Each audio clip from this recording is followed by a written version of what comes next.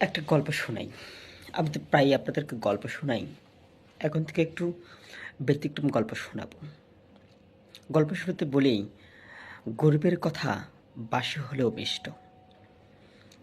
আপনাকে দেখতে দেখা যায় খুব ধনী, কিন্তু আপনার পকেটে নেই ২ টাকা। তাদের জন্য আমার এই কথা। ঠিক আছে? আপনার ঘরে বৃদ্ধ মানুষ আছে, আপনার ঘরে বয়স্ক মানুষ আছে। হয়তোবা আপনিও যেকোনো সময় অসুস্থ হতে পারেন। কিন্তু আপনাকে দেখতে দেখা যায় অনেক কিছু। স্মার্ট, স্মার্ট হওয়া ভালো। নিশ্চয়ই চেষ্টিকতা পছন্দ করে। কিন্তু আপনি আপনার খাদ্য যে দৈনন্দিন জীবনের চাহিদা, মানুষের মৌলিক চাহিদা, তার মধ্যেই একটি হলো চিকিৎসা। আপনি অনেকগুলো চাহিদা নিজেই কোনো মতে মেটাতে পারলেও চিকিৎসার ভার কিন্তু আপনি বহন করতে পারবেন না, বা আপনার সামর্থ্য এখন পর্যন্ত তৈরি হয়নি। আপনাকে আপনার হাজার ব্যস্ততার মাঝেও একটি জিনিস জীবনে একবার হলেও আপনি স্মরণ করে অথবা নোট ফেটে লিখে রাখতে পারেন। আমার কথাগুলো খুব গুরুত্বপূর্ণ। আপনি হয়তো আমার কথাগুলো শোনার পর হাসবেন, অথবা ঠাট্টা করবেন, অথবা বিদ্রূপ করবেন, সমস্যা নেই। ওই যে একটু আগে বললাম না, গরিবের কথা বাসি হলেও মিষ্ট। আবার কিছু শিক্ষার ফল মিষ্টি, শিক্ষা গ্রহণ করা তিতা হলেও শিক্ষার ফল মিষ্টি। আমার কথাগুলো ঠিক তেমনই।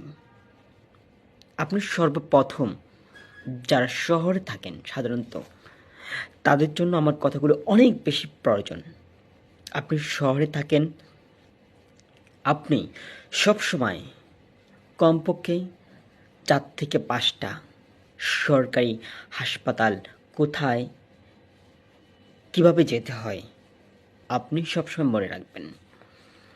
আমি একটি বেসরকারি হাসপাতালে কাজ করি, কিন্তু যখন দেখেছি তার পকেটে ১ টাকাও নেই, কোনো কারো মাধ্যমেই যেভাবে হোক তার কাছে কোনো ১ পয়সাও নেই, সে যে গাড়ি ভাড়া দেবে সেটাও নেই। ২-৪ জন হঠাৎ কেউ রাস্তায় অসুস্থ হলো, হঠাৎ কেউ রাস্তায় পড়ে গেল, ১ টাকাও নেই।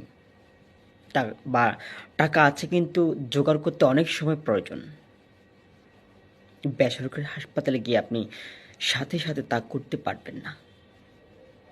অনেক সময় বেসরকারি হাসপাতাল আপনাদের ভুল বোঝাবুঝি হতে পারে।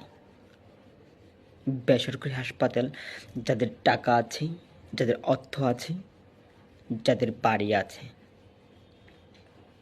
তাদেরকে পথ খুঁজে দেয়। তারা যদি জীবনে একটি হাসপাতালে, যাদের অর্থ আছে, জীবনে যদি কোনো দিন একটা হাসপাতালের নামও না শোনে, তার অর্থ আছে যে ওই অর্থই তাকে হাজার জায়গায় নিয়ে যাবে। অর্থই তাকে উচ্চশিক্ষার জন্য নিয়ে যাবে, উচ্চ চিকিৎসার জন্য। আপনি আপনার পকেট বা মানিব্যাগে ৫ থেকে ৭টি হসপিটাল, সরকারি হাসপাতাল কোথায়, কিভাবে যেতে হয়, আপনি নোটে এবং ভালো করে লিখে রাখুন। কোন সময় গেলে আপনি বেশি উপকৃত হবেন, লিখে রাখুন। তারপর ধরুন স্বায়ত্তশাসিত যেগুলি, তুলনামূলক খরচ কম, শুধু কাল আপনাকে মেডিসিন আর টেস্ট, ইনভেস্টিগেশন, এই ২টা জিনিসের জন্য আপনাকে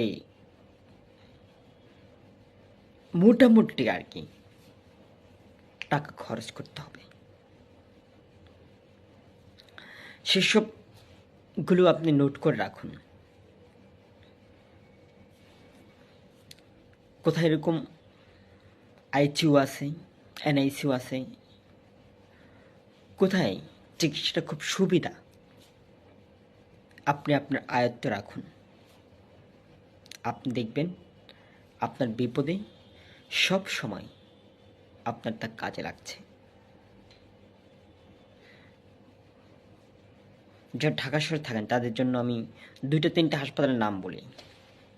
যারা কমলাপুর এরিয়াতে থাকেন তাদের জন্য মুগদা, যারা সদরঘাটের কাছাকাছি থাকেন তাদের জন্য মিটফুট, যারা নিউ মার্কেটের আশেপাশে থাকেন তাদের জন্য ঢাকা মেডিকেল,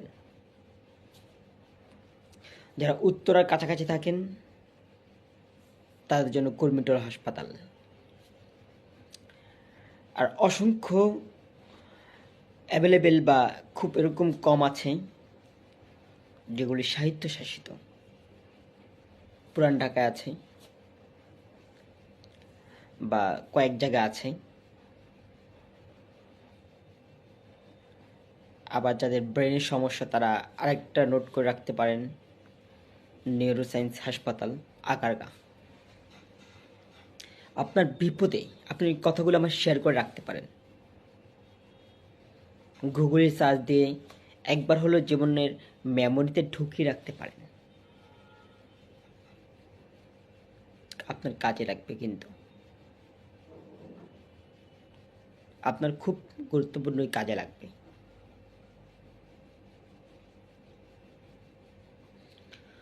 সব ভালো থাকুন, সুস্থ থাকুন, নিরাপদে থাকুন। সবার জন্য অনেক অনেক ভালোবাসা।